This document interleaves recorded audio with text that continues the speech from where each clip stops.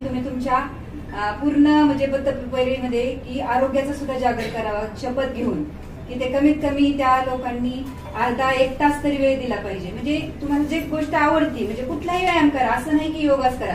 प्राचीन संस्कृतीतनं आपला योगा म्हणजे भारतामध्ये होता, तो बाहेरच्या देशामध्ये गेला, तो तिथं प्रचार प्रसार होत चाललाय आणि तो आपल्या इथून आता बाहेर जातो. आपण त्याचा प्रचार प्रसार कमी करतो. त्यामुळं आपण आपल्यामध्ये ते आणलं पाहिजे. म्हणजे ज्या पद्धतीने आपल्याला डॉक्टर गोळ्या औषधं देतात, पण तेही सांगतात की तुम्ही तो कायमस्वरूपी बरे होऊ शकत नाही. पण योगा अशी गोष्ट आहे की मुळासहित आजार बरा करण्याची ताकद योगामध्ये आहे. तर मला असं म्हणायचं की प्रत्येकाने काही ना काहीतरी व्यायाम केला पाहिजे. यासाठीच म्हणजे मला एवढी म्हणजे उत्कटता होती की प्रत्येकाला आरोग्याविषयी काहीतरी सांगावं.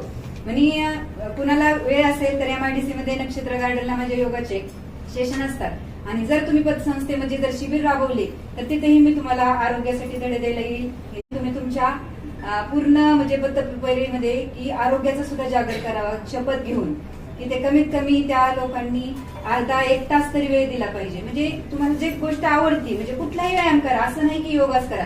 प्राचीन संस्कृतीतनं आपला योगा म्हणजे भारतामध्ये होता, तो बाहेरच्या देशामध्ये गेला, तो तिथं प्रचार प्रसार होत चाललाय आणि तो आपल्या इथून आता बाहेर जातो. आपण त्याचा प्रचार प्रसार कमी करतो. त्यामुळं आपण आपल्यामध्ये ते आणलं पाहिजे. म्हणजे ज्या पद्धतीने आपल्याला डॉक्टर गोळ्या औषधं देतात, पण तेही सांगतात की तुम्ही तो कायमस्वरूपी बरे होऊ शकत नाही. पण योगा अशी गोष्ट आहे की मुळासहित आजार बरा करण्याची ताकद योगामध्ये आहे. तर मला असं म्हणायचं की प्रत्येकाने काही ना काहीतरी व्यायाम केला पाहिजे. यासाठीच म्हणजे मला एवढी म्हणजे उत्कटता होती की प्रत्येकाला आरोग्याविषयी काहीतरी सांगावं. म्हणजे कुणाला वेळ असेल तर MIDC मध्ये नक्षत्र गार्डनला माझ्या योगाचे सेशन असतात आणि जर तुम्ही पतसंस्थेमध्ये जर शिबिर राबवले तर तिथेही मी तुम्हाला आरोग्यासाठी धडे द्यायला येईल.